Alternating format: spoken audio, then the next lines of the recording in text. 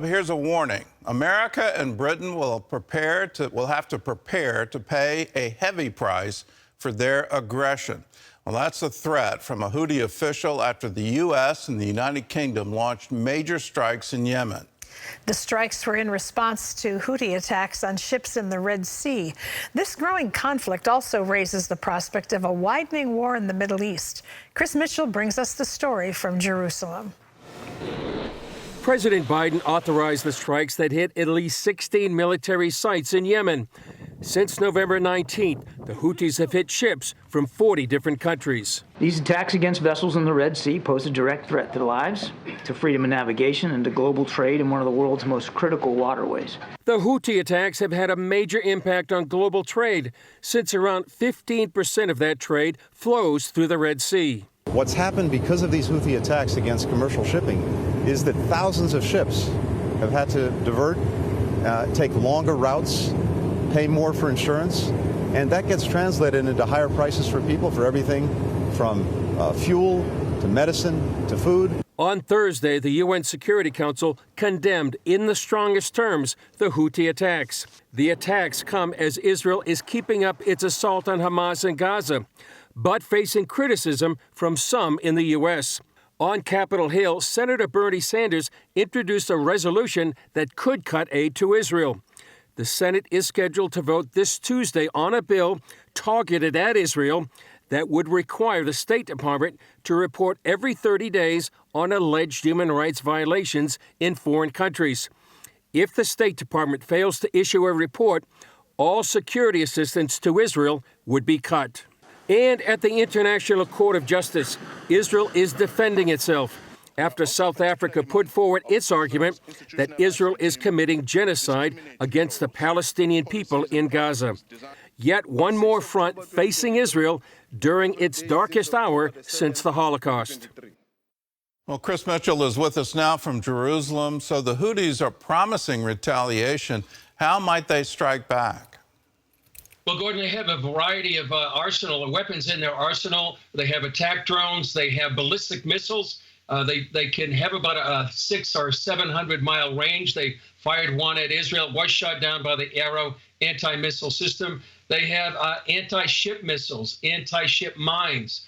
So they have a variety of ways they can decide to retaliate against the United States and Israel or any of the shipping in the region. It remains to be seen exactly how much damage the U.S. and the U.K. strike has done on the Houthis' arsenal right now. So we'll see how they can respond and when they will respond.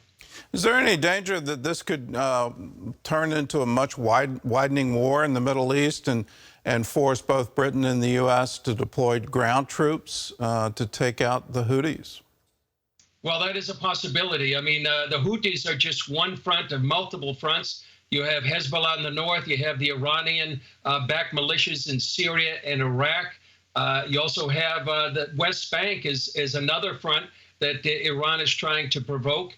Whether or not U.S. and U.K. troops would actually be on the ground there in Yemen, I doubt that, but I think they would have maybe a more robust air campaign to try to destroy what the Houthis have done. This is remarkable, Gordon, to be able to affect 15% of the shipping of the world. It's also sort of a de facto naval blockade on Israel. And finally, the U.S. and the U.K. responding, as well as four of the nations that backed last night's attack. Well, we've been warning for years that these straits were choke points, and someone literally with a rocket-propelled grenade could bring shipping to a halt just by launching attacks at the narrowest point of the strait. And we're seeing it play out. Is Iran behind all of this? And if so, what is their overall plan? What's the overall strategy they have? Well, I believe Iran is behind all of these fronts, Gordon. The Houthis have been given the weapons, the technology, the capability to do what they're doing right now. That includes Hezbollah, which is the main proxy of Iran in the region. And as I said, these Iranian-backed militias in Syria and Iraq have been attacking U.S. bases. They've also been fomenting terror attacks in the West Bank, Judea, and Samaria. So they're all behind that. Eventually, their goals, first of all, they want to destroy Israel. Second, they want to have hegemony and dominate the Middle East. And because of their theology, they want to dominate and take over the world. And one other thing, Gordon, we should mention is that they're racing towards a nuclear weapon. There's been so much fighting going on. I don't think a lot of people have been paying attention that they're enriching uranium to 60% enrichment, which is just one step away from weapons-grade uranium. That is a chilling prospect, and one I don't think we've really paid attention to for a couple of years now. At one point, it was all the headlines and trying to use sanctions against them to stop that weapon development.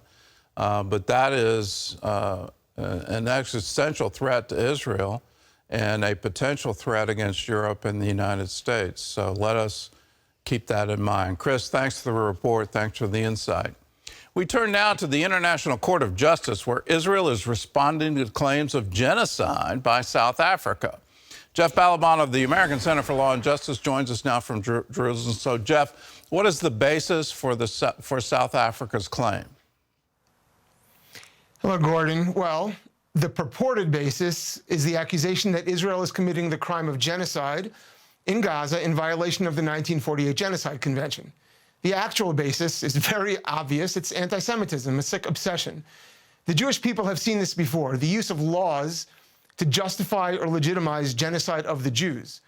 From Pharaoh to Haman, the Greeks, the Romans, to the Nuremberg laws and Soviet laws of the last century, laws to destroy the Jewish people, physically, spiritually, or both, are common.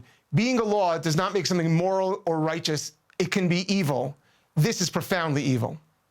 It's puzzling to me that Hamas gets to say from the river to the sea.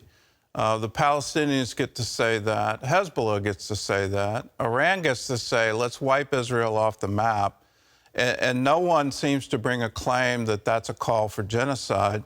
And at the same time, here's Israel responding to a horrific attack of October 7th and saying, you have taken our citizens hostage, you have to give them up. And somehow or other, they're being accused of genocide. It makes no sense to me. So how is this now happening? And it's interesting to me that it seems to be running through what I would call the leftists, the socialists of the world, that they're picking this up and accusing Israel of being a colonial power and committing genocide. Do you have any explanation for that? Well, I mean, the explanation is good versus evil, or in this case, evil versus good. But in terms of something you just said, I think is a very key point, which is there's a leftist angle to this, and I think it's quite obvious and quite symbolic that South Africa was put up to doing this because, you know, the narrative that's taking place in the West, and especially in America, and the timing of this, which is to create tremendous pressure, I believe, on the base of the Democrats and therefore Joe Biden, is to portray Israel, and you've seen this narrative all along, this is a war, a racial war. This is a war of white people against black people. That seems to be this trend. We see this all across media, academia, out in the streets, that as though the Palestinians are people of color and Jews are white colonialists from Europe. It's nonsense. And I think that South Africa was put up to do this. I have no evidence of that, but it just seems a little politically too pat. You know, there's been a lot of accusations of apartheid, for example, and many people in South Africa have objected to the absurdity of that as well. So now this is putting together a package of a narrative that claims that Israel is committing genocide, which is false, that is a racial war, which is false, and it just fits the political agenda of the left a little bit too well to believe that it's not a put-up job. Well, they're also accusing Israel of doing exactly what the Palestinians are doing. You can't be Jewish and live in Gaza. You can't be Jewish and live in certain places on the West Bank that are controlled by the Palestinian Authority. In fact, there are signs up that if you're an Israeli citizen, we can't protect you if you cross this line. It just seems incredible that it's been turned on its head. Let's turn to the U.S. and the political situation here, where you have Bernie Sanders, who's Jewish, but he's also a socialist, and he's also a U.S. senator. And he's introduced a bill calling for every 30 days a report from the State Department on illegal actions by Israel in Gaza. I think the end goal is to cut off all funding from the U.S. to Israel and all weapons support. What do you make of that turn?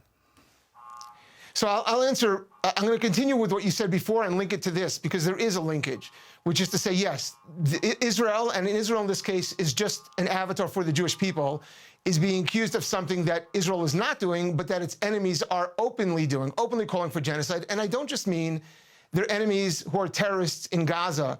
And I mean the people on the streets of the world who are calling to eradicate the state of Israel, including in America, people chanting from the river to the sea, and not just on the streets, but university professors and people in the media, just casually talking about total genocide, eradication of the Jewish state and the Jewish people. And so, yes, it's not just the terrorists, but this notion of genocide has become widespread. And then you bring it, of course, what you said to now politically in America. Let's talk about that for a moment here. Of course, Bernie Sanders has been a longtime enemy of the Jewish people and of the state of Israel. It's quite clear. Born a Jew, but does not really identify as a Jew.